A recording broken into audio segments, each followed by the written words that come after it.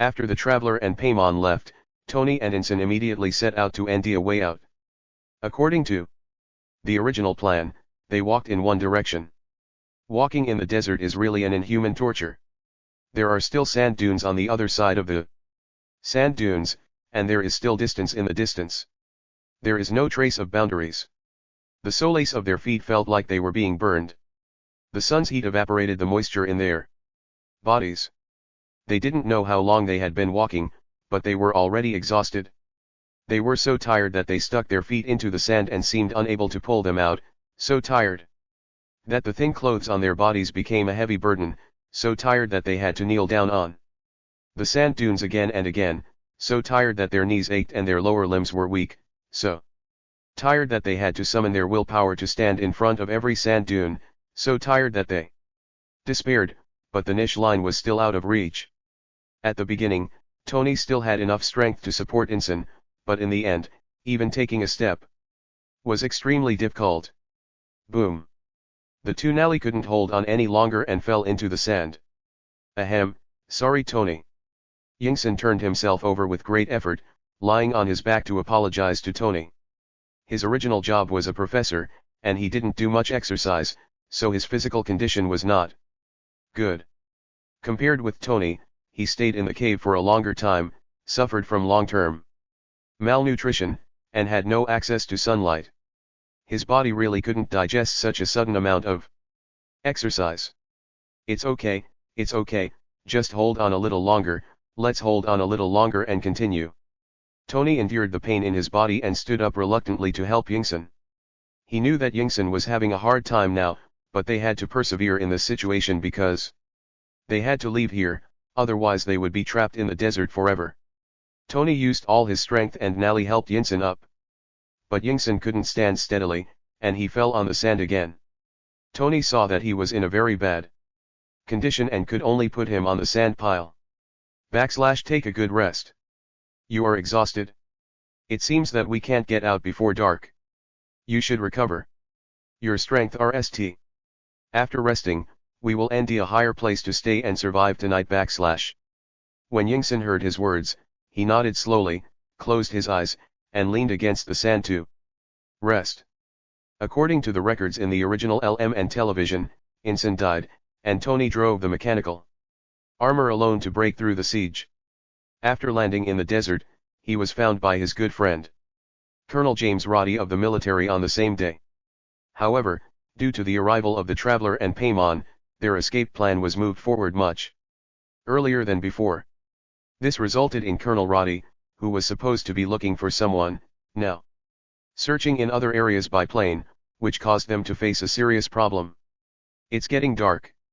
Drought and water shortage, endless desolate land, endless fatigue and hunger from walking, etc., but none of these are as terrifying as the desert at night.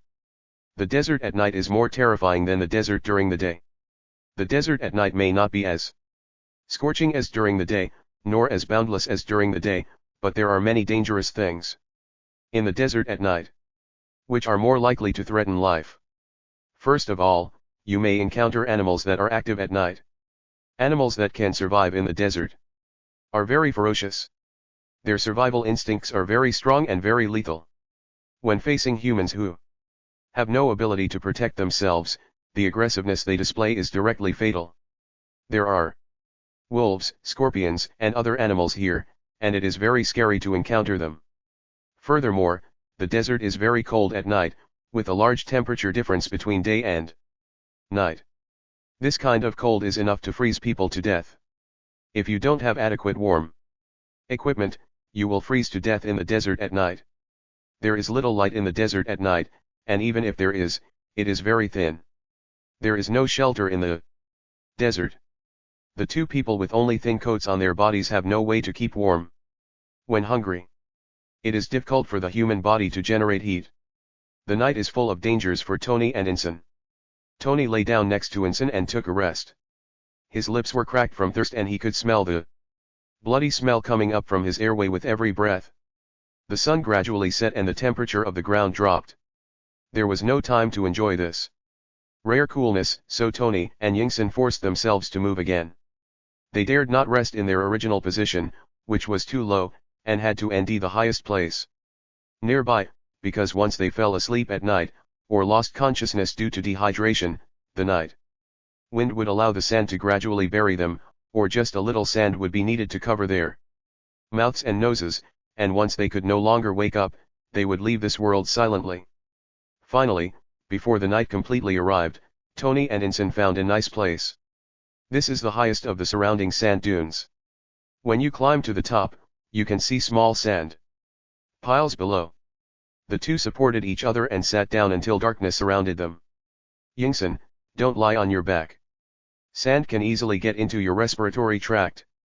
Sit on your side. In the pitch-black darkness, Tony reminded, let's keep watch separately and make sure one of us is awake.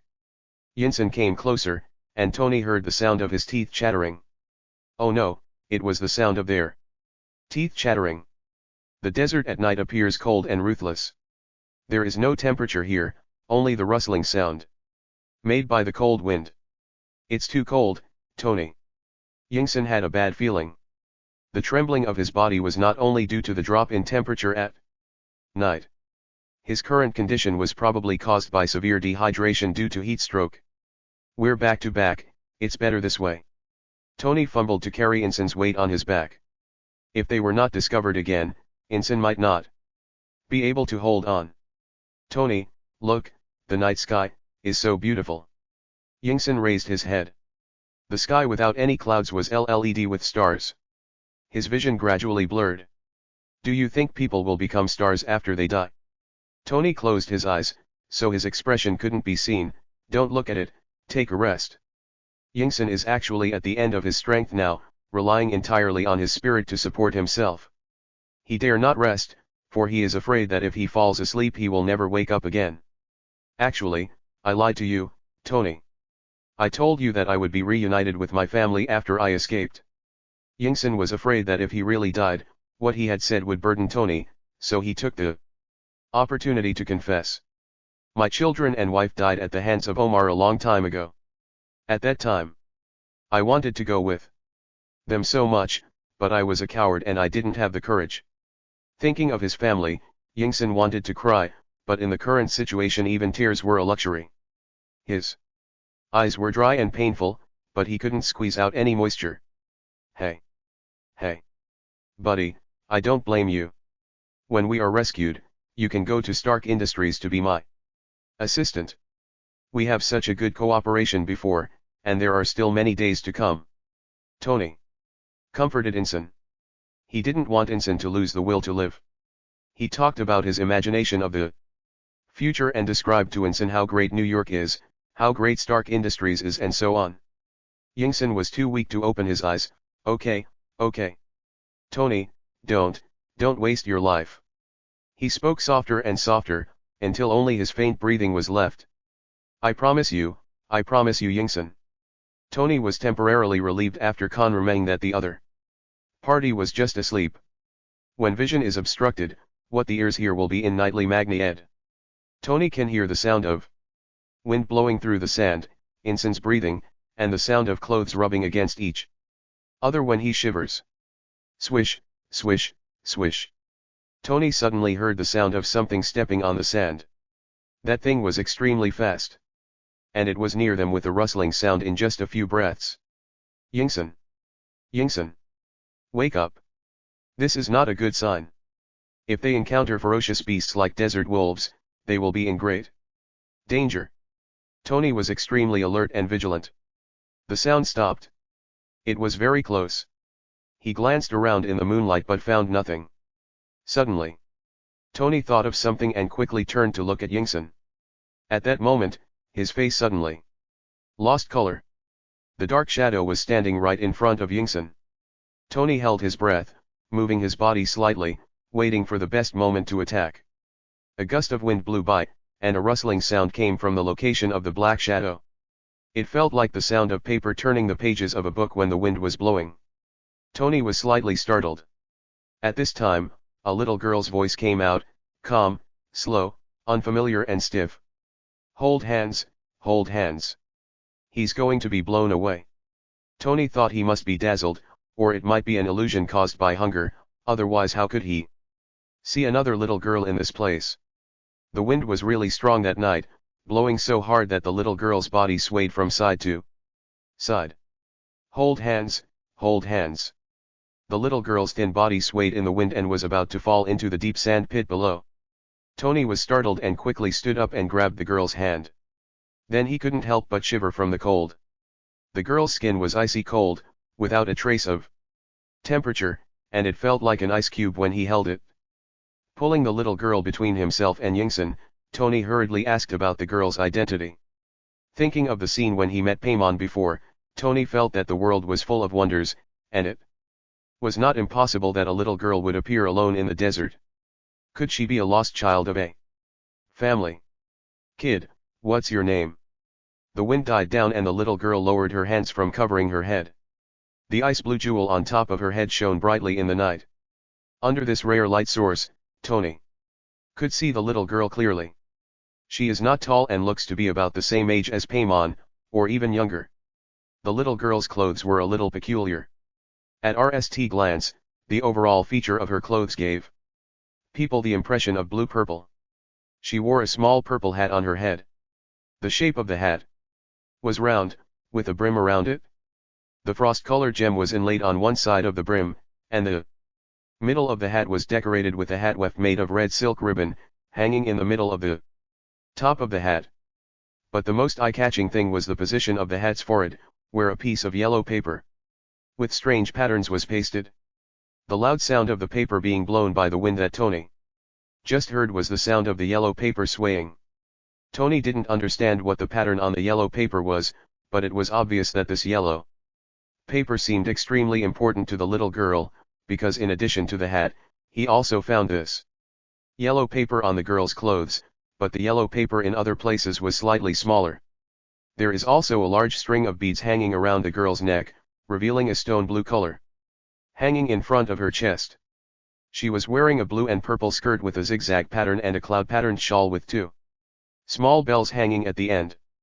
Tony observed carefully, and when he saw the girl's eyes, he found that her pupil color was very beautiful, a light purple with a hint of rose red.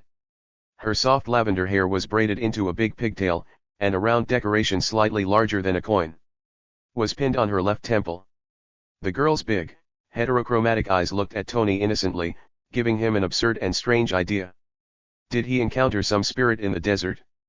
It's no wonder Tony thought so. Late in the night, in such a harsh environment, a little girl wearing strange and beautiful clothes who didn't look like a human suddenly appeared. Anyone would be unable to help but have wild thoughts. Hearing Tony's question, the little girl spoke slowly. Her speech was slow and her voice was faint, revealing a sense of stagnation. I'm Kikai, I'm a zombie. I am Kikai, a zombie. When Tony heard what the little girl said, his head buzzed and a chill ran down the soles of his feet to his forehead. What, backslash? The little girl looked at the stunned Tony and continued in her somewhat dull voice. Because Kikai died once, so he is a zombie. Backslash. Tony felt like he was going crazy. He thought he must be dreaming, otherwise why would such an outrageous situation occur? Kikai died once. The little girl's words were like a huge rock pressing on his heart, making it hard for him to breathe. For a moment, Tony had an absurd yet reasonable idea. Maybe he was already dead, he and Yingxin had died in the desert, and the little girl in front of him was the messenger of death who took them away. So you're here to take us away, Tony's mouth twitched. Tony considers himself a materialist, he never believes in God, ghosts, or anything like that, but his experiences in the past few days have really overturned his cognition. He has glimpsed another world and realized the existence of travelers. So it is quite normal that the messenger of death who guides the dead souls is a little girl.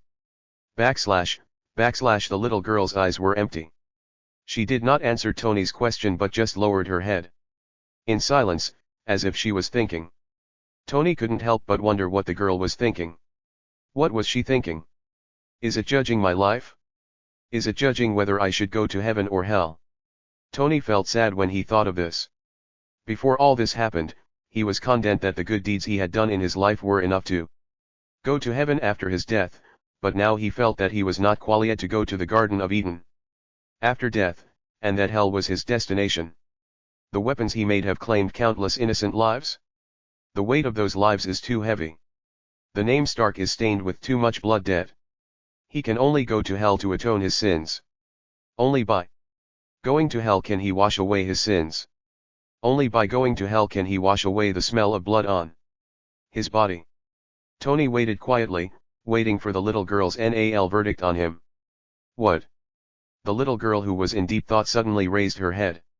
She blinked, her eyes full of doubt and confusion. When she saw Tony, she tilted her head and then looked around. Kikai felt unfamiliar with everything around her.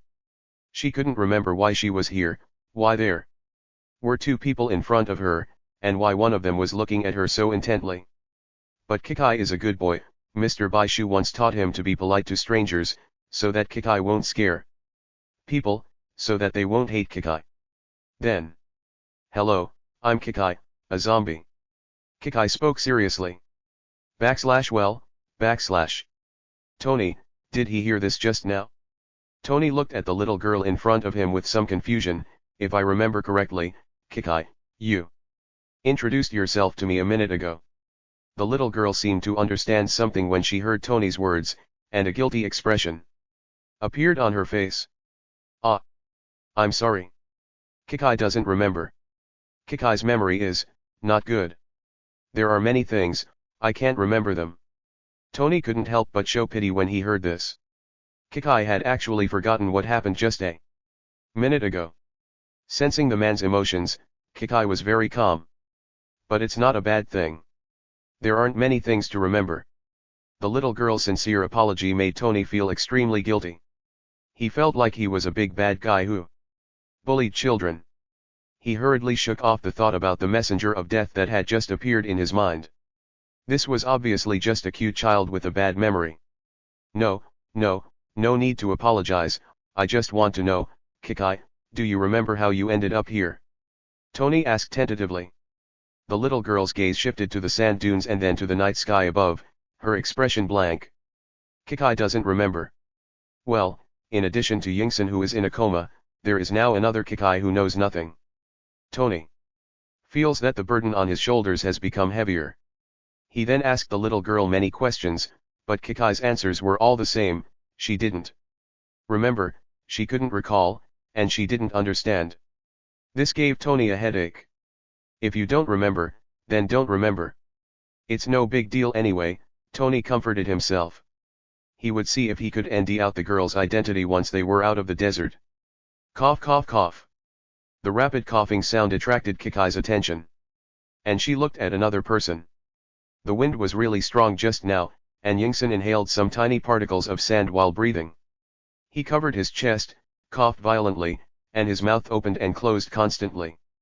When Tony saw this, he hurried forward and held Yingsun with one hand, and gently patted his back with the other hand. Yingsun, are you okay? Yingsun looked very bad, and his skin was abnormally pale. Cough, cough, cough. Yingsun was still coughing, his face became paler and his body was shaking violently. Lindsay, who was using a VE star character, had merged with Kikai at this time. There was no description of the mission in Kikai's memory, but Lindsay remembered it. He didn't expect that just a few hours after they parted, Yingsun's physical condition would be so weak. Influenced by the role, Lindsay's thinking and memory abilities are no different from Kikai's. Fortunately, when the Bureau designed the Golden Enger, it engraved the task content in the hearts of the employees, so that he would not be completely in the dark. He must treat Yingsun now. So Tony was still concerned about Yingsun's situation when he suddenly felt that the light source around him disappeared. He looked up and the little girl had run away. Kikai, come back. Tony was extremely anxious. He shouted desperately and chased after her immediately. However, Kikai was so fast that he could not catch up with her. The light source disappeared quickly. Worried about Yingsun's safety, Tony could only return to where he was and pray silently that Kikai would come back soon. Thankfully, Tony didn't have to wait long before he saw the light representing Kikai approaching in the desert. Kikai was carrying a living creature on her small shoulders. Half of the creature's body was dragging on the ground, raising a cloud of dust as Kikai moved. When the little girl came over, Tony took a closer look and was shocked. On her shoulder was a nearly 2-meter-long sand snake. The snake was so huge that it left a deep pit on the ground with every step Kikai took. But there was no fear on Kikai's face. She was very calm. In order to move better, she even wrapped the sand snake around her neck twice, which made Tony break into a cold sweat. The cold little hands grasped the snake's head, and the sand snake's tongue hissed threateningly at Kikai. Kikai, /. Tony shouted angrily, and his roar made Kikai pause slightly. Kikai turned around and looked at Tony with an innocent look in his eyes. Tony held his forehead with his hand. He felt that Kikai's little head might have forgotten what danger was. But when he wanted to slow down and explain to the little girl what danger avoidance was, Kikai pulled out a sword from somewhere, threw the sand snake on her shoulder to the ground, and at the moment when the sand snake straightened its body and pounced forward, she swung the hilt of the sword at the sand snake. Real name, Lord Dewey. The condensed ice crystals scattered in the air, and the sword energy pierced into the body of the sand snake with a sound of breaking through the air. The huge body of the sand snake turned into dust and dissipated into nothingness in an instant. Tony then felt a refreshing coolness in his body, and the tiredness and soreness disappeared in the blink of an eye. When Tony realized that all these abnormalities were caused by Kikai, his mouth was like a papaya that had been pried open. And he lost the ability to speak for a moment. It's still a desert. Today's desert looks no different from yesterday's desert, but for the desert team it is a huge change. Yingson and Tony each held one hand of the little girl and walked in the desert. Kikai's hands are as cold as ice at night, but they can help Tony and the other man cool down during the day. However, water is still a big problem for them. Although Kikai's magical sword move saved Yingson half of his life yesterday, people can still die without water. There is one thing that has always bothered Tony, and that is Kikai's identity as a zombie. Neither he nor Yingson were fools. After walking with Kikai in such a hot environment for such a long time, the little girl's hands were still cold. Neither the temperature of the sun nor the temperature of their bodies could warm her little hands even a little bit. Tony took the opportunity of holding hands to put his hand on Kikai's wrist inconspicuously. He couldn't feel Kikai's pulse. He was not sure whether Kikai was a living person. If she was really a living zombie, he should let go of Kikai's hand immediately. But Tony couldn't do it. Maybe it's innocent that Kikai became like this. She is still so young and has not yet seen the colorful and rich world. Tony made a lot of guesses, about mutants, human experiments and so on. In the end, he decided to take Kikai with him. He couldn't leave the little girl alone. Yingson thought so too. No matter whether he was a zombie or not, Kikai saved his life. Lin Ziyi had no idea about the complicated thoughts of these two people, or maybe he just didn't want to know, because he was completely depressed now. Ah! It's so hot, Mr. Wet. Kikai. I want to go somewhere cooler. Ordinary zombies are afraid of high temperatures. Although Kikai is not an ordinary zombie, she is still very sensitive to temperature and she instinctively wants to stay away from it. It's dark, Kikai. Tony patiently corrected Kikai's way of addressing him, but he was a little helpless. Hold on a little longer, we'll be somewhere cool soon. Do you feel uncomfortable, Kikai? Yeah. High temperatures can make the body uncomfortable. But Kikai can hold on. Kikai was obedient and never said anything about the high temperature again. She seemed to understand that compared to herself, the two people around her seemed to have a harder time in the desert. Walked for a while. Lin Ziyi saw the two people's cracked lips and thought about it. He remembered that when he drew Kikai, he put some of the character's gifts in his backpack. Thinking of this, he let go of the two people's hands. The two were startled by Kikai's sudden action. What's wrong with you, Kikai? Are you feeling unwell, Inson asked worriedly. Kikai shook her head, took out two rectangular objects in black packaging, and stuffed one into each of their hands. Kikai. Tony was startled when something was stuffed into the girl's hand without seeing clearly what it was. He looked at the thing in his hand. There were a few Chinese characters written on the rectangular package, and in the most conspicuous middle position was a girl with horns on her head. The horned girl had short blue hair, lavender eyes, and a big bell around her neck. Her arms were stretched behind her, holding another small box in the same rectangular packaging as the one he was holding now. This is cool and delicious, Kikai explained to the two of them. Water is indispensable in the desert. Lindsay originally wanted to take out the uneaten sunset fruit in his backpack to quench the thirst of the two people, but he remembered that there were gifts given away when he drew the 77th prize, so he took it out.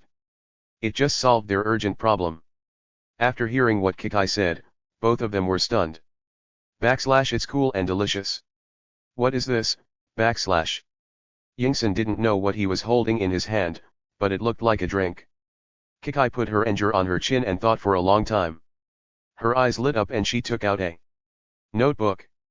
After ripping through the notes, she found the answer. Kikai found it? This is coconut milk, not coconut goat milk. But it tastes good, better than ordinary milk. Kikai's words made Tony and Yingsun a little confused. Is this milk? Or coconut milk? Tony Yingsun didn't quite understand, but from what Kikai said, it should be a drink. They were very happy. Tony couldn't wait to bite open the package. The melt-in-your-mouth milk and coconut are instantly LLED his mouth. Delicious! Tony exclaimed. He took a few big gulps and gave the remaining half to Yingsun. The thirsty mouth is moisturized and the replenishment of water gives the body strength. Yingsun couldn't help but take a few big gulps. He forced himself to stop and handed the other unopened bottle of coconut milk to the girl. I'm done drinking, Kikai, you drink rst. I don't know how long they have to walk, so they have to drink the precious water sparingly. There is still some coconut milk in the opened box, which is enough to sustain them for a while.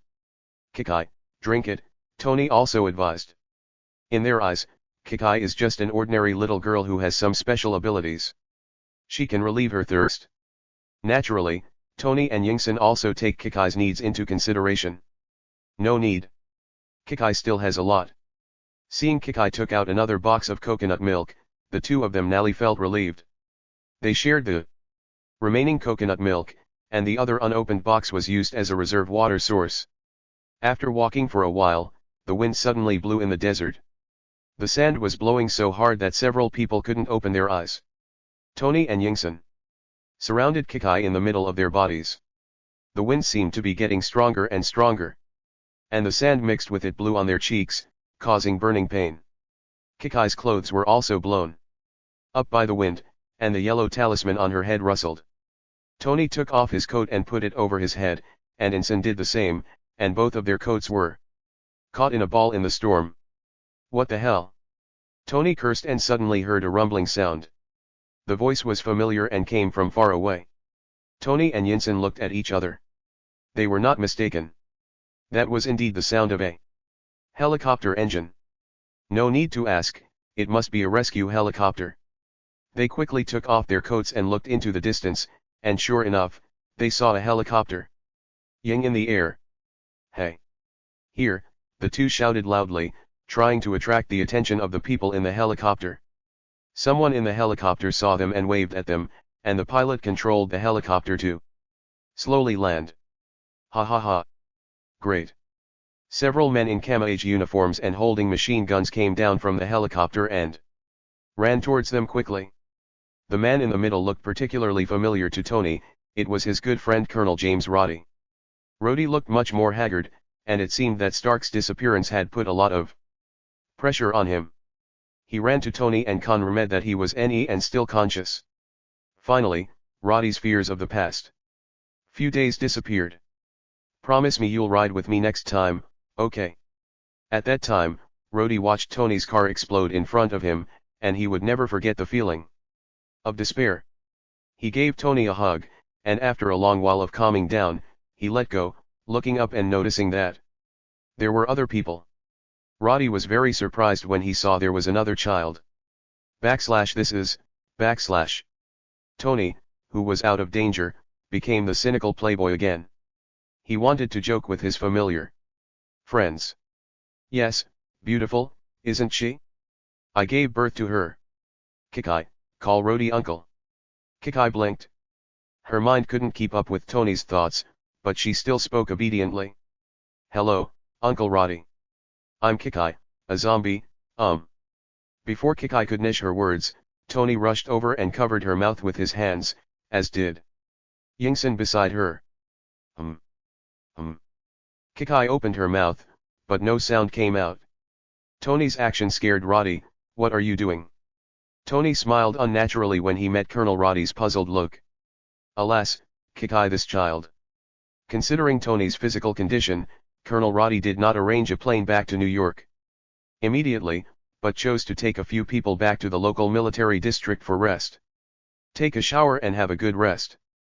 Tony thanked his friend and said, please take care of Yingson and Kikai for me. You're not the one who needs my advice. It's already been arranged. I'll have the female medical officer take Kikai to her place. Yingson is next door to you. Rhodey said to Tony. Knowing his friends had plans, Tony entered the room. After watching Tony close the door, Roddy Nally had time to deal with other things. The news that Tony had been found had somehow spread, and his private phone kept ringing along the way, and the ringing frequency increased, which gave him a headache. After all, ending Stark was big news for the media, and everyone wanted to report it. RST Colonel Rhodes, who found Stark, naturally became the target of their harassment. Buzzing. Buzzing. God, can't they just stop for a while? Roddy took out his phone helplessly, and seeing the name displayed on it, he had to press the answer button. Miss Virginia Potts, Tony's chief assistant. From another perspective, Potts is the hero who maintains the normal operation of Stark Industries. After Stark disappeared, the company was in a panic. Some shareholders with ulterior motives wanted to take advantage of this opportunity to make a fortune. It was Potts who found the directors who stood on Tony's side to put pressure on him, thus avoiding a company revolution. Oh my God, Colonel Roddy, I'm Potts. As soon as the phone was connected, Potts' voice came from the other end, with a hint of urgency in her tone. Miss Potts. Roddy could hear the other party's anxiety and said patiently, he's any. Really? That's great. It's really great. Potts sounded like she was crying on the phone. She was under a lot of pressure. If there was no good news from Roddy, she really couldn't hold on any longer. The crisis this time was really serious and she urgently needed to ensure Tony's safety. Potts realized his own gaffe and wiped away his tears. Colonel Rhodey, can you tell me the details of Mr. Stark? And I want to ask when he can come back. Roddy hesitated for a moment. He is just a little dehydrated and has a few scratches on his body. They are all minor problems. I will arrange for him to receive simple treatment here RST, and he will be back soon, don't worry. That's great, thank you, Ms. Potts, you're welcome. I'll let you know the time of your arrival after I finish this Thank you very much, Colonel Rhodey. After hanging up the phone, Roddy walked out. He still had a lot of things to deal with, such as how to report to the military leaders. In order to end Stark, he had mobilized half of the military region's resources, and the superiors were very dissatisfied with this. Now that the matter has come to an end, he must give an explanation to his superiors. Buzzing. Buzzing. Roddy was so upset that he wanted to smash the noisy phone, but when he saw the caller ID, he endured it. But the tone was not very polite. What? Sir, something's wrong here. Why? What's wrong with her? The person on the other end of the phone was the female medical soldier who arranged to give Kikai a physical examination. Roddy's RST feeling was that there was something wrong with the girl's physical examination. It's not that there is a problem, but that there is no problem somewhere. The female medical director had never seen such a strange situation in her life. She looked at the well-behaved little girl sitting on the bed, her back was covered in cold sweat, and her hands holding the mobile phone were shaking. What happened? Roddy asked with a frown. The female medic swallowed her saliva and stammered on the phone, our equipment can't detect any signal, her heartbeat, pulse, and body temperature can't be detected. This can't be because of the machine. What's the meaning, Roddy was puzzled and frowned even more deeply. That is to say, she is not alive. The female medic's voice was trembling, but she said very clearly, she may be dead. Died. Hearing these words, Roddy's face turned pale instantly, a sense of dizziness flooded his mind, and he almost fell to the ground. How could it be possible? A few minutes ago, the little girl was still alive and kicking and greeting him. It had only been less than half an hour since she was handed over to him, and she was dead just like that. How was he going to explain this to Tony? How is that possible? He was NE before he got off the plane. No, sir, that's not what I meant. The female medic quickly explained, maybe she is a living dead, a dead person who can move normally like a human being. Roddy took a deep breath and calmed himself down. I'm going to end you now. Roddy couldn't believe this horrifying conclusion, but he had to confirm it with his own eyes. After hanging up the phone, he strode towards the infirmary. Tony Nally cleaned himself up, even the soles of his feet, and ate something. Then the people arranged by Roddy came over. With the help of the medical staff, Tony roughly treated all the major and minor wounds on his body. He lay drowsy on the bed. He felt that he had no strength in his body, and he didn't even have the strength to open his eyes. Roddy pushed the door open and was stunned when he saw Tony's appearance. However, considering the seriousness of the matter, he still woke Tony up. Hey Tony, wake up, I need to ask you something. Tony managed to raise his head, his face full of fatigue. Well, my head hurts Tony replied with his eyes closed. Okay, you can sleep now after I ask you questions. Now open your eyes and look at me Roddy helped Tony up and put his hand on his shoulder. Tony opened his eyes blearily. Roddy winked at the soldiers around him, and the others packed up their things and left the room, creating a private space for the two of them to talk. Well, what do you want to ask? Tony sat on the sofa and slowly picked up a glass of champagne from the side. You can't drink now. Where did this come from? I don't remember sending you any wine. Roddy saw it and snatched it away. He wanted to put the champagne down, but when he thought of the question he wanted to ask, he turned his hand again, brought the glass to his mouth, opened his mouth and drank the wine in it. Hey! That's mine. Tony was dissatisfied. You can pour yourself a glass. Okay Tony, you're hiding something from me. Roddy threw the wine glass on the coffee table, his expression was serious. I know you don't want me to worry, but now, please tell me honestly. That girl named Kikai, who is she? Hearing this, Tony was stunned and opened his mouth. I told you, she's my child. Roddy was almost laughing out of anger. Tony. Now I'm not kidding. What? I'm not kidding, I'm serious. You know she? Yes I do, of course I do. Tony waved his hand to interrupt his friend. His expression was serious and he spoke quickly. She is different from others. Yes, I don't deny that, but other than that, she is a good child. Those little problems are not a problem as long as you don't tell anyone, Colonel Roddy. Oh my God. Roddy realized that Tony was serious. He knew from the beginning that the girl was special. This could be a conspiracy. No, it's impossible. You don't know that without her, we would have died long ago. Tony emphasized, I know you can do it. Once the military knows that Kikai is special, they will not let her go. When we get back, I will look for Kikai's relatives. If I can't end them, then Tony Stark is her relative. I guess you don't want to hand Kikai over, right? Otherwise, you wouldn't have come to me St. After hearing Tony's words, Roddy was silent for a long time. You're such a madman.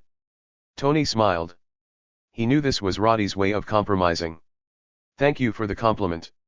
You are still so sweet. After knowing his friend's choice, Tony had no more worries. He grabbed the wine glass and was about to pour himself a glass, but the bottle got out of his control. Roddy was angry at Tony's control over him, but also lamented that the other party knew him too well. He really couldn't do anything to a child. He had seen how the military or some scientific research organizations in society treated this kind of special group of people. The process was very cruel. He couldn't imagine what the child would go through if he handed Kikai over. But he was still mad at Tony. So he viciously snatched the wine and the glass from the man's hand. Go get him a bucket of mineral water. After walking out of the door, Rhodey ordered the soldiers outside, don't let me see anything else except water. Kikai's existence was still a big problem. So Roddy took a set of instrument test reports and fooled the frightened female medical staff. After Tony and the others had a night's rest, he took a few people and to New York. After several hours of ying, they nearly arrived at their destination. Ding. Hearing the pleasant prompt tone, Lindsay, who was sitting in a daze on the plane, opened the game interface. Finally, his RST of Chael mission began. Weight of Steel. Mission description, witness Tony Stark become a true hero Iron Man. The plane landed after a turbulent ride. There were many people standing on the tarmac, most of them were soldiers from the New York base. The man and woman standing in the front were very conspicuous. The man was about 1.9 meters tall, with a sturdy build, short brown hair, and a black suit and a pair of black sunglasses. Standing there, he looked like someone from the Leming set of Men in Black. The other woman had long golden hair and was wearing a smart business suit. She was tall, with fair skin and regular features. The aircraft elevator slowly descended, and the two men hurried to meet it. Tony walked down with Rhodey's help. Tony felt that Rhodey's support was totally unnecessary, but considering that the reason Rhodey reported to the military was that he was in poor health, he was able to return to New York so quickly and avoid those annoying questionings, so even though he felt uncomfortable, Tony cooperated with his friend in the play. However, his acting was too realistic, which made Potts, who had been waiting early, tear up after seeing it. She didn't expect Tony's injury to be so serious that he needed help. Tony hated to see women cry, especially when they were crying for him. He was a little at a loss, but he quickly concealed it. But at this time, Roddy seemed to want to show how serious his injuries were, and he even arranged for a stretcher to be pushed towards them. Tony, are you kidding? Tell them to go away. Rhodey had no choice but to wave his hand to let the soldiers pushing the stretcher leave, but he was not annoyed. He felt honored enough to have the unruly Tony Stark accompany him all the way. Yingson pulled Kikai and followed behind the two, leaving time for Tony to exchange pleasantries. Tony walked up to Potts, his eyes lingered on the woman's red eyes, and a trace of pity welled up in his heart. Your eyes are red, are you crying for your long-missing boss? It was still the same familiar joking tone as before, which made Potts, who was about to cry, smile again. These are tears of joy. I hate looking for a job. That's right, the holidays are over. Tony urgently needed to deal with some things, some decisions. He thought about every night, but before that, he stepped aside, revealing the two standing behind him, one large and one small. Taking Inson's arm, Tony introduced Boz. Boz, this is Inson, and my girl Kikai. Potts quickly stretched out his right hand and shook hands with Inson. Hello, I'm Virginia Potts, you can call me Potts, thank you for everything you have done for Tony. Although he didn't know the details of Tony's escape, Potts could imagine the hardships and dangers involved from the few words Colonel Roddy said during the call. Potts was grateful and respectful to Mr. Inson. Yingson smiled and shook hands back. Ms. Boz, you are too polite. Just call me Yingson. This is what I should do. Potts let go of his hand and turned his gaze to Kikai, the little girl next to Inson who, according to Colonel Roddy, seemed to be very important to Tony. Kikai is very beautiful, especially her eyes, which sparkle with beautiful light like gems, giving people a pure feeling, which makes Potts think of the word angel. Hello, Kikai Boz squatted down and stretched out his hand, wanting to touch the girl's cheek, but Was afraid of scaring the child, so he had to give up the attempt. Although he failed to get more information about the girl from Roddy and Tony, Potts fell in love with this cute child at the RST side of Kikai. Seeing Kikai's pale little face, Potts felt a strong desire to protect her. Thinking about how this child appeared alone in the desert and how much suffering she and Tony and the others had gone through, she especially wanted to hold this child in her arms and comfort him. Kikai looked at the woman's hands spread out in front of her, feeling a little confused. She didn't understand what Boz's action meant. Was she asking Kikai for a gift? Kikai had a confused expression on her face, and the cute Potts really wanted to give her a hug. Unexpectedly, his hand felt heavy, and the little girl gently placed a black box on top of her. "Oh wow, baby, is this for me?" Boz looked at the box in his hand in surprise. "This is coconut milk, it's cool and delicious." Kikai nodded and said with her big eyes blinking. Boz touched the box in his hand, and his heart softened. She smiled and praised, "My sweetheart, thank you for your gift, I like it very much." Looking at the cute appearance of the little girl, she nearly couldn't help but pinch Kikai's little face. "It feels cool, smooth and great to the touch." She took Kikai's hand, and the little girl did not refuse. Potts was very happy. "Let's go home." She pulled Kikai forward. Kikai turned around and saw Tony and Ensign following behind her, so she quietly followed Potts' steps. Happy, the other man wearing sunglasses, opened the back door and let Potts carry Kikai in. Boz was well prepared. There was a lot of space inside the car, so even if Tony and Ensign came in and sat down, there would still be room left. "Want some candy, baby? These are all yours." Boz prepared a lot of candies that children like. She picked out a strawberry avocado candy, tore open the beautiful wrapping paper, and put the candy in Kikai's palm. "I didn't expect these small things to be so beautiful." Kikai looked at the pink candy in the shape of a little rabbit in her hand and slowly put it into her mouth. Hard. Tasteless. Kikai sucked the candy. Although to her, it was no different from putting a stone in her mouth, she thought about it and said seriously when she saw Potts' expectant eyes. "Thank you, Kikai. I like it very much." Hearing this, Potts smiled brightly. "Eat more if you like it." Potts pulled open the small table in the car, poured all the candies he had prepared on it, piled them up one by one, and placed them all in front of Kikai. Watching the girl curiously picking out small animal-shaped candies from the candy hill to play with, and her serious expression, Potts was overwhelmed with maternal love, and her heart was LED with warmth and happiness. Tony looked at the intimate interaction between the two and felt a little itchy in his heart. "Where to, sir?" Happy, who was the driver in the front seat, sat in the driving seat. He looked at the warm faces in the rear-view mirror and asked with some embarrassment. "Go to the hospital." Potts and Ensign said at the same time. Ensign was always concerned about the shrapnel in Tony's chest that could kill him at any time, while Potts wanted to give Tony a thorough physical examination. "Do not." Tony didn't want to waste time in the hospital, he wanted to do something. "What do you mean no? You have to take the shrapnel out." Potts and Ensign spoke up at the same time again. "Wait, what shrapnel? Where is the shrapnel?" Potts inquired, her expression very puzzled, and she seemed unaware of the existence of shrapnel. It's just, Yingson tried to explain, but was interrupted. I have shrapnel in my body Tony said lightly. "What? No, you have to go to the hospital now." Potts was a little excited. I said I won't go You need to let the doctor see you. I don't have to do anything."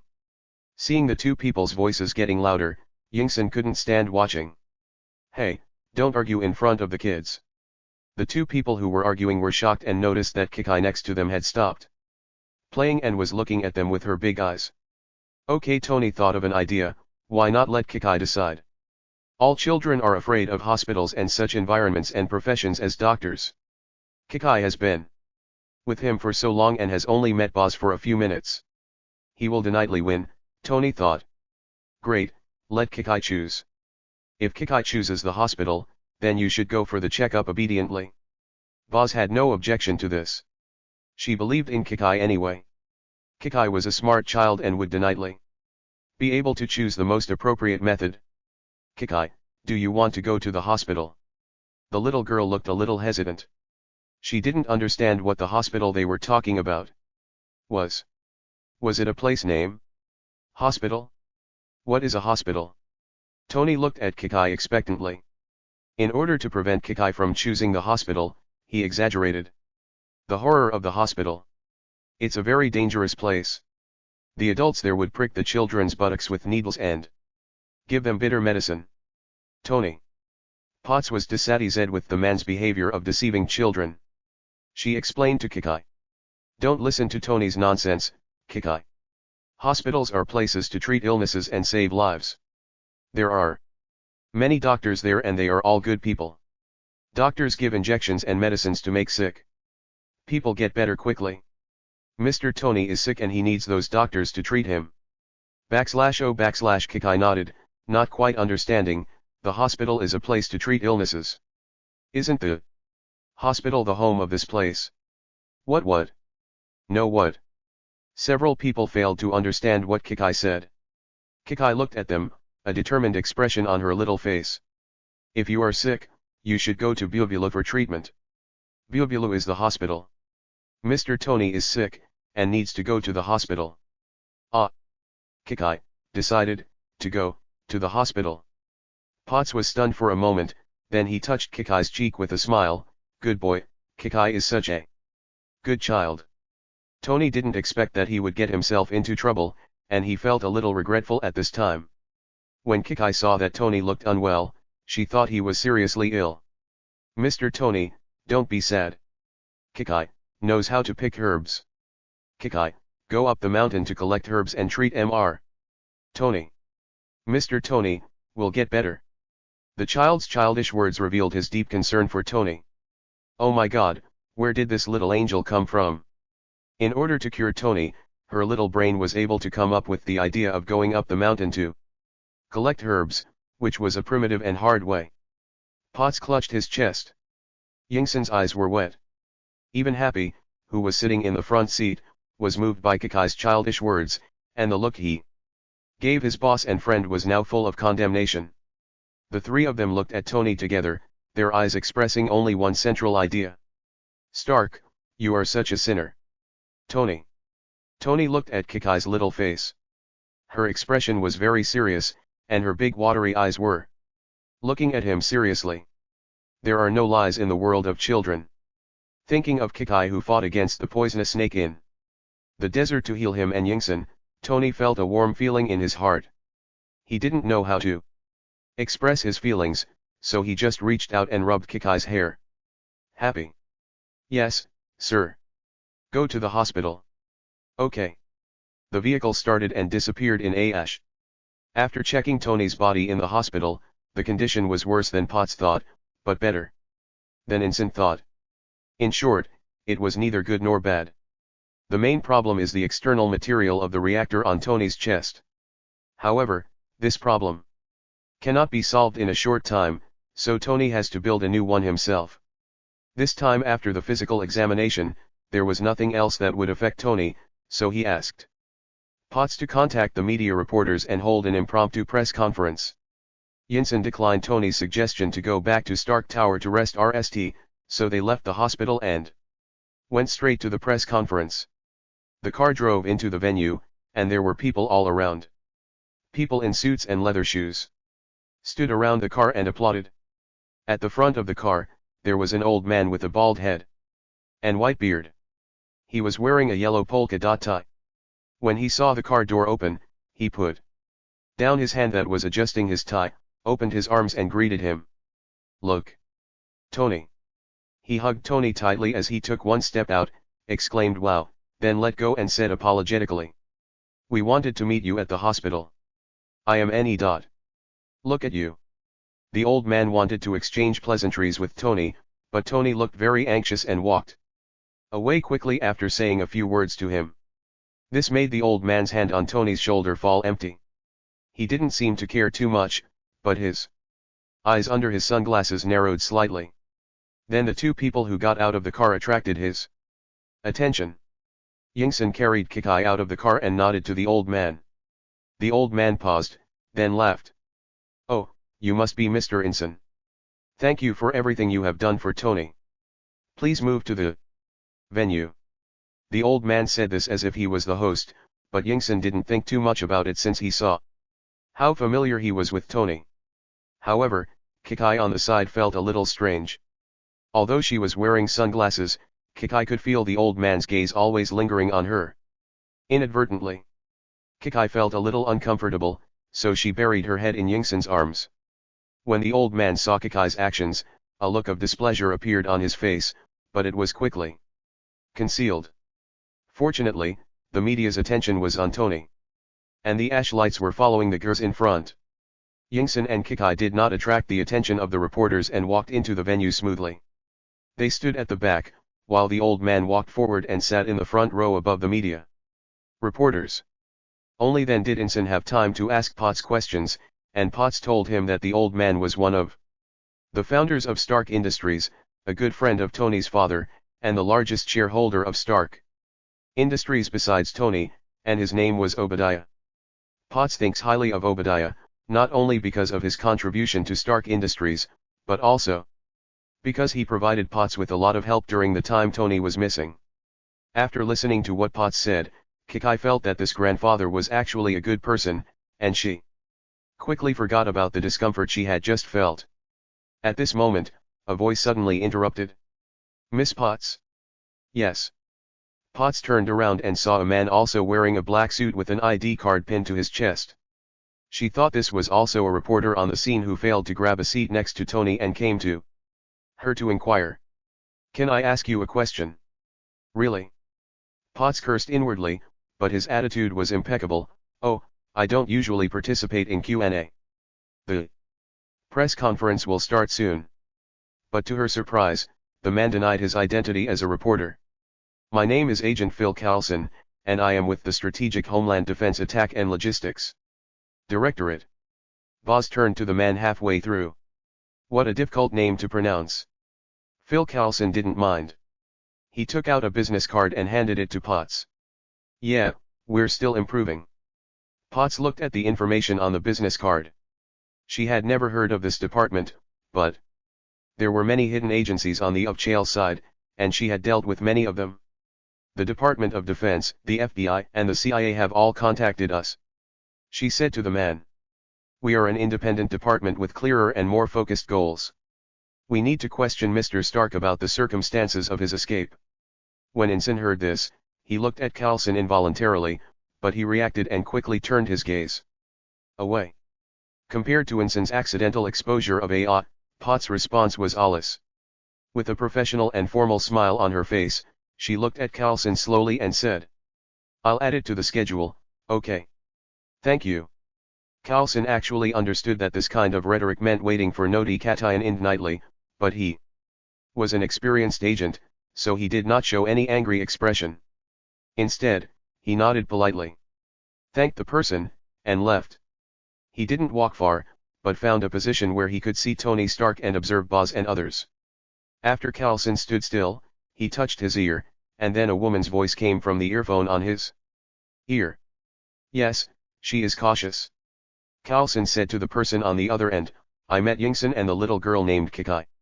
I think Yingson is NE, but the little girl remains to be seen." The woman said a few words after hearing this. "No threat has been detected so far. It is recommended to maintain the status quo."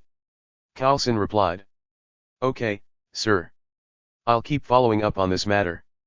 After the communication was disconnected, Carlson found another agent and whispered a few words to him. The agent looked at the little girl in the distance, nodded to Carlson, and strode away.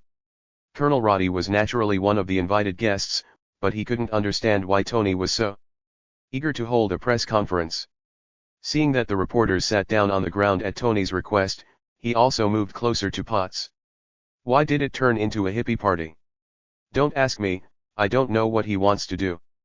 As Potts listened to Tony's words about not being able to say goodbye to his father, and his understanding of producing weapons and contributing to society, she felt a smile on her face.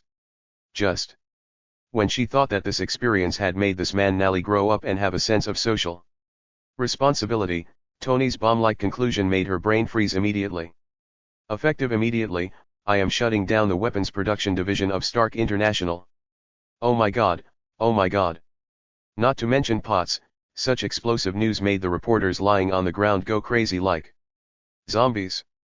They rushed forward and surrounded Tony. Until I decide on the future of the company and its direction.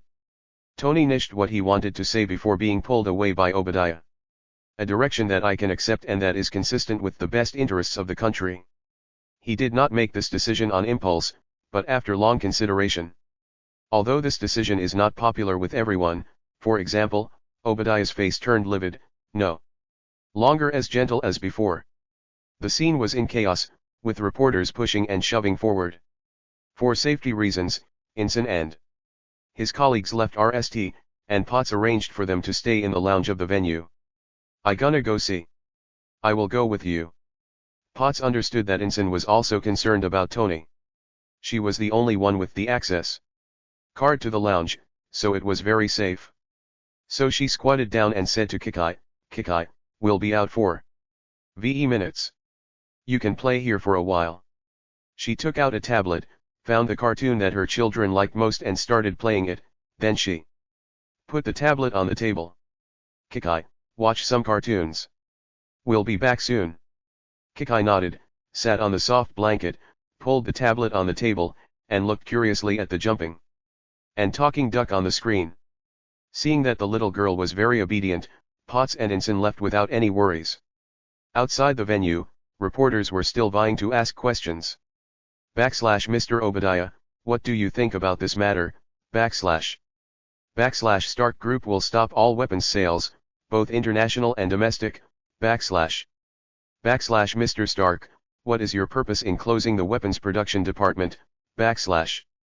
Why did you suddenly shut down the company's weapons production department? What happened? Mr. Stark. Mr. Stark. Please make way. Ensign pushed the reporters aside and freed Tony from the crowd. Oh my god, what have you done? This is what I've always wanted to do, Ensign. Tony was very calm in the midst of chaos, as if he had accomplished something big and felt somewhat relieved. Back in the lounge, he was even interested in watching cartoons with Kikai. He picked Kikai up and put her on his lap, holding the tablet in his hand and commenting. Wow, let me see what Kikai is looking at. What is this? A duck meeting. Kikai is watching Mickey vs. Psyduck. The girl said seriously. Oh, what a weird name. Tony complained.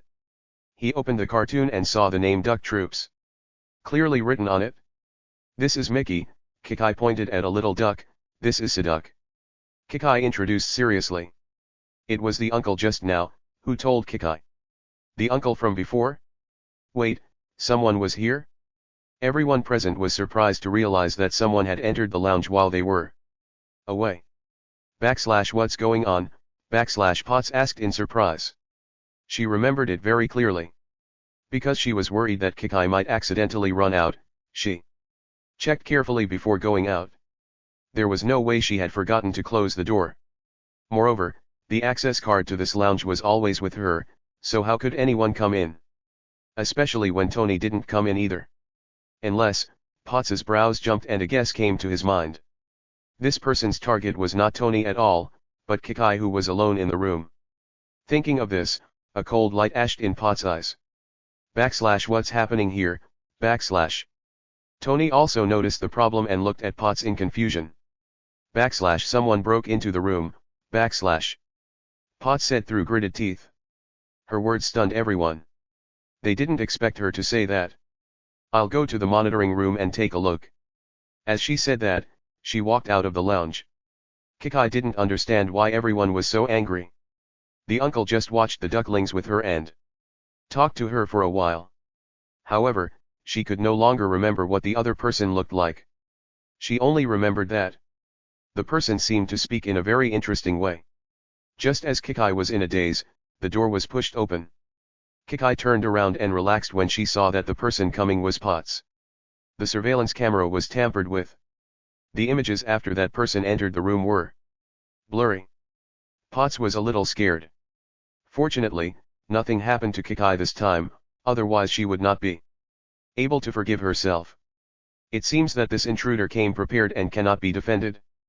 Ensign comforted Potts. Tony was not surprised by this happening. After he came back, all kinds of evildoers appeared. However, these people could do whatever they wanted to him. How could they dare to target a child? He will never let them go. I've called the police, Potts said. Ensign nodded, indicating his approval of Potts's approach. Tony wasn't so impressed. Since that guy had the guts to do something right under their noses, the police would most likely not do anything. That's it? We've wasted enough time here. Kikai, are you hungry? Let's go home and eat. Tony said that he didn't want to waste time here. What a shitty place this was. It was not suitable for Kikai to stay here at all. Okay. Kikai nodded.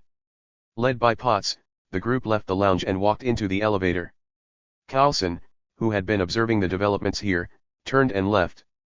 The agent following behind him was the intruder that Potts had been looking for. Carlson and the agent went out, got in the car and headed straight for their destination. 10 minutes later, the two were already sitting in the SHIELD of CE. It seems that Colonel Roddy lied. He did conceal some information about the little girl Kikai. The agent sitting in Carlson's of CE was also not being honest. He picked up a decoration on the table and started playing with it. Carlson has a very familiar relationship with this agent, and he doesn't bother to care about this guy. After all, anything in the other person's hands will only last for 3 minutes. Just as Carlson thought. The male agent immediately lost interest in the decoration after studying every corner of it. He pulled out a drink from somewhere and tried to taste it. Where is the tube? Let me see. Oh. It's attached to the back. The male agent pulled off the plastic tube attached to the package, tore off the outer LM, and inserted it with a snap. /MMM, it tastes good /. The male agent took a sip of his drink, looking very enjoyable. Carlson was speechless. As a senior agent, was he too indulgent towards this man? Could he please control his habit of eating while working? Carlson sat in his seat and smiled dangerously at the man. Patton. Okay, I think that girl is quite normal, except that her skin is a little paler, her body temperature is a little lower, and her reaction is a little slower. Barton bit the straw and swallowed the drink in the package. It feels quite normal. Maybe you are overthinking it, or maybe that female medic is lying. Carlson shook his head. He didn't have time to talk nonsense with this guy. If that's the case, then there's no need for Colonel Rhodey to do so much unnecessary work, including sealing the mouths and changing the information. Barton nodded and stopped dwelling on the matter. That's true. The little girl named Kikai looked innocent and sensible. I watched cartoons with her for a while, and she gave me a gift before leaving. Gift. Carlson was a little surprised. Barton shook the niche drink in his hand. Here, this is the coconut milk. It tastes pretty good, but the packaging is a bit interesting. Carlson extended his hand, motioning to Barton. After taking the beverage bottle, he saw the words printed on the packaging clearly. In the center of the black package, there is a girl with 2 horns doing a pose, and on the left, right, top and bottom of the girl are words of the flower growers family. The most eye-catching thing is the big words fresh squeezed, in the middle. Then there are the densely packed promotional advertisements next to it. Left, coconut cheap coconut milk. Right, authentic coconut milk. Above, years of persistence, using fresh coconut meat in Lyle Harbor. Below, we promise not to use coconut milk or avering. It seems quite normal at RST glance, but is Lyle Harbor the raw material supply place for this coconut milk manufacturer? Or is it the name of a certain area in the outgrowing country? Carlson thought as he returned the drink box to Barton. Look up the manufacturer of this coconut milk and who its spokesperson is. Maybe we can out where this little girl came from. Carlson's approach in this regard was correct, but it was doomed to fail, because this coconut milk was completely a creation of MiHoYo, the game developer in Lindsay's world. As a joint product of Genshin Impact and a coconut milk brand 8 years after its launch, in response to the enthusiastic requests of the majority of players, they printed Ganyu, Kikai's favorite and the brand spokesperson of coconut goat milk, on the packaging. The Chuangguan Bureau has paid copyright fees for so many years, and MiHoYo has given away countless anniversary products of this kind. They would just gather dust in the warehouse, so they just used them all as props for the characters. And it is all in vain for S.H.I.E.L.D. to ND the people and places in this world. Just then, there was a sudden knock on the CE door. Come in ! Barton and Carlson shouted in unison upon hearing the sound. A beautiful woman came in, with flamboyant red hair and gorgeous looks. She had a hot body and fair skin, and was wearing a tight black dress that outlined her perfect curves. Natasha? Why are you here? Carlson asked, somewhat confused. I'll deliver this. The woman shook the report in her hand and handed it to Carlson. You're right, Kikai is indeed special. This is. Carlson ipped through the pages. You thought I really went to play with the kids? Barton was a little speechless. Although he really liked spending time with children, he couldn't neglect his main job. While chatting with the little girl, he secretly hid a candy that Kikai had not finished eating. Kikai's cell activity is much higher than that of ordinary humans, not a few times but dozens of times. But the strange thing is that the proteins that maintain basic human survival have almost no survival rate. Natasha pulled out a chair and sat down, tapping the table unconsciously with her knuckles. This was a movement she would make when she was thinking. Do you remember what the female medical staff said at the beginning? She said Kikai claimed that she died once and was a zombie. Carlson put down the report and thought. Even if the little girl had the imagination to make up an identity for herself, she wouldn't say she was a zombie. Natasha shook her head. Maybe it's just a genetic mutation. Before mutants were discovered, those with superpowers were also called devils, angels, and the like in the eyes of ordinary people. Maybe Kikai should go to school. At her age, it would be a good idea to send her to Xavier's school for gifted youngsters. Professor X's school is professional for mutants. Barton had a good impression of the little girl. She was well behaved, sensible, polite, and cute like a Barbie doll. It was obvious at first glance that Tony Stark didn't know how to raise a child. How could he lock the child in the house without any guardian? Barton, who quietly became a dad this year, is very dissatisfied with Stark's approach. We'll talk about school later. Stark is keeping a close eye on the child right now. Besides, we don't have enough information about Kikai. And if she is really a mutant, then Professor X will need to assess whether there is a risk of her getting out of control. Carlson thought for a moment. If possible, my suggestion is to contact Stark RST, or perhaps the two things can be done simultaneously. Professor X is giving a speech at New York University these days, so it's a good opportunity to ask him to come and help. Lindsay, who became Kikai, had no idea that he had become one of S.H.I.E.L.D's key focus persons. At this moment, he was immersed in the deep love of Tony's father. This will be your home from now on, kid. Do you like it? On the top floor of Stark Tower, Tony specifically asked for the princess room to be renovated quickly. It has a pink and dreamy style, with lace and bows everywhere. The room is LED with stuffed toys. And even the furniture is a uniform Barbie pink color. Such bright colors struck Kikai's eyes, and she couldn't help but stretch out her little hand to touch the little rabbit doll on the bed. Are these all for Kikai? Kikai asked somewhat uncertainly. Of course, these are all yours. Stark said with a smile. We will be a family from now on. Ah, my chest is numb. Kikai lowered her head and held the little rabbit doll tightly. She was a little confused. The heart that had stopped beating seemed to have a temperature called joy. Kikai raised her head and looked intently at the man who was smiling and expecting her response.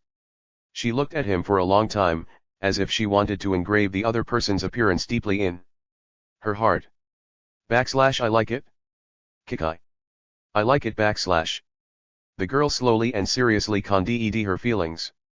Can we stay together forever? Tony was a little surprised to hear Kikai's serious question, but more excited. He nodded vigorously. Sure Kikai seemed unsure. Really, is it really possible, Looking at Kikai's serious expression, Tony thought for a moment and then spoke. Jarvis. At your service sir, the AI butler in Stark Tower responded. Record what I say. Yes sir. After Tony finished giving his instructions, he squatted down and looked at Kikai. Tony Stark will always be with Kikai from now on. This recording is a proof. If Tony breaks his promise one day, well, how about just randomly punishing him? Tony had a gentle smile on his face and his eyes were full of doting. Well, if Mr. Tony breaks his promise, I will punish you by making you eat salt. Kikai vaguely remembered that someone once told Kikai that she must do what she promised to others. If she regretted or did not do it, she would be caught and fed salt. That person is said to be very powerful, and his salt is also very long, big, hard and tastes bad, so people who have eaten his salt are very scared. Such a harsh punishment. Tony smiled and pinched the little girl's nose. Okay, I'll listen to Kikai. Kikai was very happy, very happy. She was so happy that she didn't know what to do. This feeling of happiness was very sweet. Great. I will protect you. Because Kikai is very powerful. Kikai made the decision. Looking at the innocent and lovely little girl, Tony felt a deep sense of happiness in his heart. Mr. Tony, dinner is ready. Jarvis reminded the two people in the house in time that it was time for dinner. Well, let's go eat. Tony stood up, took Kikai's hand and walked out of the room. Kikai, what do you want to eat? Tony asked Kikai as he walked. He prepared a lot of food. The hamburgers and French fries that children like are the basics. He also arranged meals specially prepared by nutritionists. Even if Kikai doesn't like these, there is still Chinese food prepared by pots to choose from. After he came back, he naturally checked the words on the coconut milk packaging. Since it was written by the flower growers, Kikai should also be more inclined to Chinese food. So Potts went to Chinatown to invite the chef from the flower growers to prepare some of the flower growers' best dishes just for Kikai to like. However, Tony's love for his daughter encountered an obstacle. Kikai looked a little frustrated. Sorry. Tony was stunned and looked at Kikai in confusion. What's wrong, Kikai, The food, all taste the same, nothing tastes good. Kikai lowered her head, looked at the road beneath her feet, and sounded very lost. Only then did Tony realize that any food tasted like chewing wax in Kikai's mouth. Once the food lost its delicious taste, she also lost her appetite. Tony looked at the little girl's lost look and felt distressed. It doesn't matter. Kikai can eat whatever you want. Coconut milk is okay. Although it has no taste, it's cool and I like it. Kikai looked at Tony with some uneasiness. Of course. Tony touched Kikai's little head lovingly and said, since Kikai likes it, why not buy a coconut milk processing plant? He is very fast, or rather, Potts is very fast. Ever since Potts knew that Kikai couldn't taste food, he thought about how Kikai ate candy and thought that the baby probably didn't want to disappoint him, so she ate a lot. Potts regretted not discovering it earlier, so when Tony proposed to buy the company, he did an extra strict background check. The production line must be clean and complete, the milk source must be of guaranteed quality, and there must be no additives that do not meet food standards. A minute later, Stark had a famous brand, Coconut Milk Company, under his name. Kikai can drink as much coconut milk as she wants in the future. Just tell Jarvis and you can have coconut milk anytime. Kikai was very happy to hear Tony say this. Great, there will always be coconut milk from now on. Well, Kikai, be happy, Kikai should smile. A soft smile bloomed on the girl's face, and there seemed to be stars hidden in her bright eyes. She looked at Tony so intently, as if she could never see enough. The girl's straightforward admiring gaze made old Father Tony very satisfied. Let's go drink milk. The following days were ordinary and happy for Kikai. She had plenty of coconut milk to drink and toys to play with. She also met a lot of friends, including Zyode and Jarvis. Ever since Tony announced the closure of the weapons production department, the production of Mark armor has been put on his agenda. Mark armor is the mechanical armor he made at the beginning. The manufacturing materials of the RST generation of armor are very crude and simple, but even so, the functionality and offensiveness of the armor are extraordinary.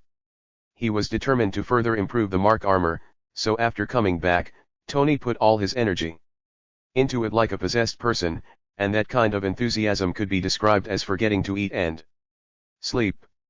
The little girl Kikai usually has nothing to do, and Tony is not comfortable entrusting her to other people. Potts is very busy. After he became a hands-off boss, Potts was basically the one taking care of the company's affairs. So Tony set aside a space in his studio for the little ones to play with. Coconut milk was a must, followed by toys and cartoons. Kikai is very well behaved. After watching one cartoon, she will ask Jarvis to help her pick a new one to watch and never disturbs Tony's research. Tony dotes on Kikai to the extreme. When he was a child, his parents were very busy and rarely interacted with him. The expression of his parents' love was always reacted in money and material things but lacked companionship. Although he knew that they loved him, he sometimes felt lonely. So even though he is very busy every day, Tony will always take time to play with Kikai. Sometimes when Tony's research came to a standstill, he would play with Kikai for a while, watching the piglets and ducklings play house with the child, which relaxed his mood and occasionally gave him new design inspiration. When he was in the mood, he would also introduce other family members in the studio to Kikai. This is Zyode. Even though he's a bit stupid and sometimes even makes things worse, he's pretty cute, isn't he? This robotic arm was Tony's creation, his earliest manufactured product. Although it had many AWS, and he almost donated it, in fact, to him, Zyode was of great significance on another level. Hello, Mr. Dai, I am Kikai. Kikai didn't have any idea about Zyode's appearance. She liked this robotic arm very much. When Tony was busy, Zyode even handed her coconut milk. She remembers all these little things. Kikai has been doing a lot of memory training recently. She wants to remember a lot of things and a lot of people. When it was late at night and everyone was asleep, she would take out her notebook under the moonlight and make a lot of notes on it. I want to remember Mr. Tony, Mr. Inson, and Miss Potts. I want to remember Zyode, remember Jarvis. Remember the cartoons, remember the stuffed toys, remember the content of the conversations, and remember the feeling of happiness. Today, Mr. Tony is Henri, high temperature, very hot, Kikai, I don't like it. The temperature is high, Mr. Tony will get hurt, so Kikai takes out his sword. But Kikai got into trouble. Kikai split Mr. Tony's roof in half. It's all Kikai's fault, so today, I have to punish myself. Drink one less cup of coconut milk. Well, although coconut milk is delicious. Kikai was writing down today's story carefully, stroke by stroke, in her notebook. Suddenly, she heard a gentle and elegant man's voice in her ears. Hi, hello Kikai, my name is Charles, can you talk to me? Kikai looked around but couldn't ID the source of the sound. Hello Mr. Charles, where are you, Kikai, I can't ID you. Oh child, I'm sorry I'm not around you. I'm just talking to you with my mind now. You can understand it this way. I'm in your little head now. In a room a few kilometers away, Professor Charles placed his fingers on his temples, his ice blue eyes emitting a charming light. A few days ago, the leaders of SHIELD found him. According to them, the long-missing Tony Stark returned with a little girl who was suspected to be a mutant. Professor Charles has devoted his life to the cause of mutants and has had in-depth discussions with SHIELD on the issues of peace and balance between humans and mutants.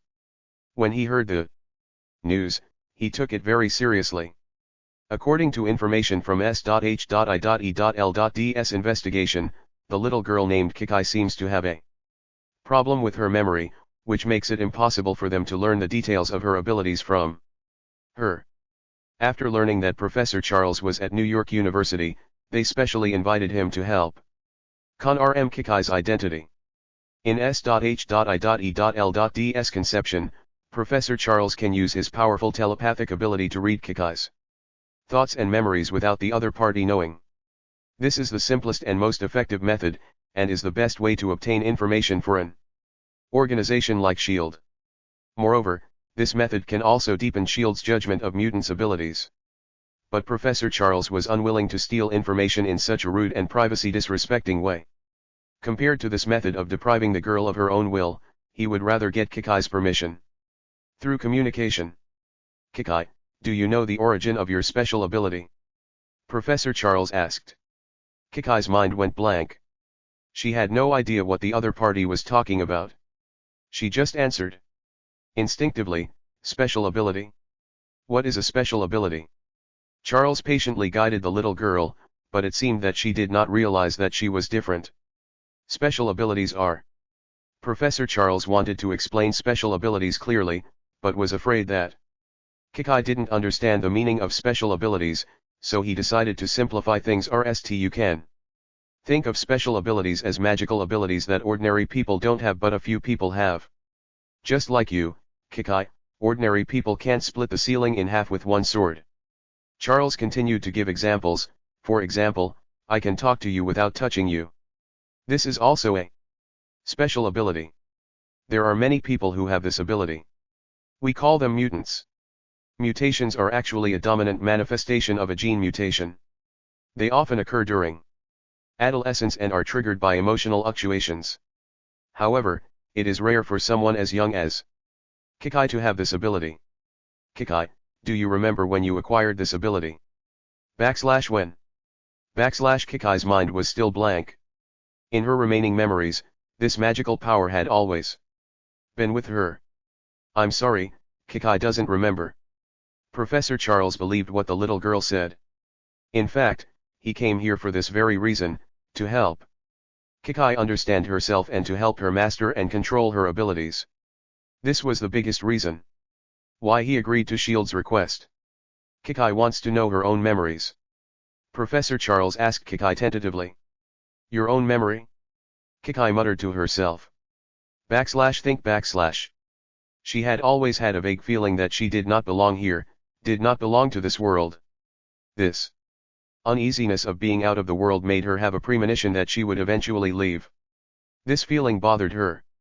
Then please allow me to help you regain your memory. Professor Charles was calm. What he was about to do was to use telepathy to understand Kikai's origins about her identity. With the girl's permission, Charles opened the door to Kikai's memory. It starts with the girl's experiences in recent days, some fragments of life in Stark Tower. This memory is relatively complete, which may also be the result of the girl's hard memory training. Going further forward, there are intermittent scenes of Kikai meeting Tony Stark in the desert. Professor Charles continued to explore deeper into his memory. At this moment he felt a stagnant obstruction. Even the images in memory are restricted and cannot move forward. Professor Charles frowned. This situation rarely happened.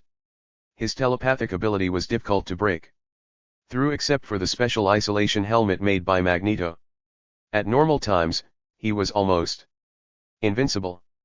What's going on? Could it be that there is an ability in Kikai's body that is not weaker than his? This is good, it is a good opportunity to test what kind of mutant she is. Professor Charles did not stop trying, but increased the output of telepathy. His telepathic output grew stronger. The scenes in Kikai's memory became clearer and clearer. Finally, images of memory ashed before Professor Charles's eyes, and he saw a stunning country. The scenery here looks beautiful and magnificent, the city is full of ancient charm, the foothills and stone forests stand proudly, the vast plains and the vibrant river beach. He only peeked at a corner and couldn't help but sigh at the creation of nature and the wisdom of mankind. Could this be Kikai's hometown? Professor Charles guessed secretly. As I recall, Kikai was standing on the street near the harbor at this moment, and she didn't know what she was waiting for. At this moment, the sky in my memory suddenly changed color. The originally clear sky was suddenly covered by gray and black clouds. A strong wind blew and rolled up yellow sand all over the sky. Heavy rain followed. There were lightning and thunder in the dark clouds, as if there was a terrifying power that could destroy everything. Charles looked at the scene, not hiding his shock. Kikai seemed to have noticed this change as well, and her eyes stayed on the abnormality in the sky. Suddenly, the surging moisture and deafening noise led the entire space. The roar of the giant beasts came from all directions, carried by the strong wind. The roar was extremely oppressive, and Charles was almost squeezed out of Kikai's memory by the power of the sound. No. He quickly calmed his mind and continued to use more of his abilities to stabilize the memory image. But even so, this discovery surprised Charles. He was actually shocked by a scene from his memory. Rumble. Thunder rumbled and countless lightning ashed in the sky. Charles continued to watch. At this moment, the Kikai in her memory seemed to suddenly realize something. She turned around, walked forward a few steps, and climbed up the wall of a slightly taller building beside the road. This made Charles, who was checking his memory, also worried. Fortunately, the little girl managed to climb up the wall successfully after stumbling. Through Kikai's eyes, Charles saw the most unforgettable scene of his life. The surging sea surface stirred up huge waves, and even the reefs in the water were shaking. A huge monster was struggling in the waves. Its body that blocked out the sky, its rough skin, and its hideous fangs made people shudder. What surprised Charles the most was that the sea beast actually had ferocious heads, each of which was roaring with its mouth open. His huge body was churning in the sea, causing huge waves. Professor Charles's pupils constricted. What is this? Powerful blue energy condensed in the mouths of the VE heads of the giant beast. The sky seemed to have a big hole in it. The blue energy turned into beams of meteorites that fell from the sky, smashing down with the power to destroy everything. Charles felt extremely frightened for a moment. His hands began to tremble. Oh my God, what did I see? Compared with this behemoth, human power is so insignificant. Charles can already foresee what will happen next. The sea water will eat such a beautiful country, and a civilization will be destroyed. So is it because of this experience that Kikai became what she is now? Charles couldn't help but wonder. But when he looked through Kikai's sight, he discovered a place that he had previously overlooked. Right above the sea monster, there is a floating hill, and on the hill there seems to be a building with carved beams and painted pillars. Charles really wanted to confirm what that was, because current human technology makes it impossible to build buildings in the air. But if this is not a building, then what is the principle that allows this mountain to stay in the air? But time did not give him the opportunity to check. A dazzling golden light suddenly appeared on the floating building, and went straight up to the sky, breaking through the dark clouds, passing through the clouds, and illuminating the entire sky. Rumble. The floating building made a loud noise, and then the entire building connected to the mountain seemed to have lost the energy it carried, and smashed straight down towards the ferocious beast in the sea. Boom. There was a deafening sound, huge waves rolled, strong winds howled, and the strong impact caused by the explosion caused the body of the giant beast to sink to the bottom of the sea. The poor giant beast was still struggling in the sea. It wanted to climb out of the sea, but no matter what method it used, it failed. Roar. In a blink of an eye, the giant beast sank into the bottom of the sea with strong unwillingness and resentment. Charles didn't expect that things would take such a turn. It was really beyond his expectations that such a devastating sea beast would exit in this way. The sky cleared up and the sun shone on the ground again. This beautiful city, this magical country, survived the crisis without any major problems. Seeing that the sea beast had lost its threat, Kikai seemed to have lost interest in the gradually calming sea. She moved her arms that were resting on the wall, as if she was considering how to climb down from the high wall. It's a bit steep here, it would be bad if you fall. When Kikai climbed up the wall, Charles just felt that it was a little high. Now when the little girl was about to go down, he realized how dangerous this position was for a little girl. Although he knew that the little girl was not an ordinary person, Kikai had already exhausted her energy in front. Charles felt the little hand in his side slip, and his entire perspective fell rapidly. Charles thought to himself that something was wrong, but as a bystander, he could do nothing. Oops. She fell. Sturdy as a rock. Something unexpected happened. A calm and steady voice sounded, and the entire scene in Charles's sight stopped after a bump. He saw the roofs of the surrounding houses, which meant that Kikai did not touch the ground but was suspended in mid-air. What was going on? Charles's heart was full of doubts. As Kikai stood up, he realized that the little girl had been lying on top of a towering rock. Fortunately, there is this rock underneath, otherwise Kikai would definitely be injured. But why didn't he notice such a large rock here before? Charles remembered clearly that this rock was not on the route that Kikai took to climb the wall. Just as he was wondering, the little girl stood up on the rock by herself. With just this one movement, Charles saw the entire situation under his feet. It was nothing like what he had imagined. He thought the area of the rock was very large, after all, it was enough for Kikai to lie down completely. But that was not the case. The shape of this rock is very regular, as if it was deliberately cut after being measured. The dark rock reveals calm golden lines, which sparkle in the sunlight. The rock was angular on all sides and continuously emitted golden light. This golden light surrounded the entire rock in a matrix shape and continuously emitted a strong aura that made Charles's heart pound. Do you need help? It was him. Charles's heart trembled. It was the man who had just spoken. When Kikai heard the sound, she looked in one direction. And only then did Charles see the man's appearance clearly. He thought that such a mature and steady male voice should belong to a middle-aged man, but he didn't expect that the voice was somewhat inconsistent with its owner. In terms of age, he seemed too young. The color of this young man's hair from the top to the ends gradually transitions from dark brown to Dangxia orange. Such a bold hair color is something only young people have the courage to challenge. Professor Charles, who has no hair, thought so. However, this rare color looks very harmonious on the young man, probably because the color smudged at the corners of his eyes is consistent with his hair color. All these were secondary. What made Professor Charles unable to look away was the young man's pair of sharp and captivating golden eyes. Just one look at it made his soul tremble. What a pair of eyes those were, it was as if there was an awakened dragon hidden inside. Once you were targeted, you would surely die. These eyes were as sharp as a pair of swords, making it impossible to dodge. Charles felt a stinging pain in his consciousness as he looked into those eyes. Who is this man and how could he have such eyes? This person is definitely not simple, Charles thought to himself. Kikai, I'm out of energy. The little girl stood on the edge of a high rock and lowered her head to respond to the man. The young man seemed to know Kikai, and his tone of voice sounded familiar. In that case, let me lend a helping hand to you, my friend.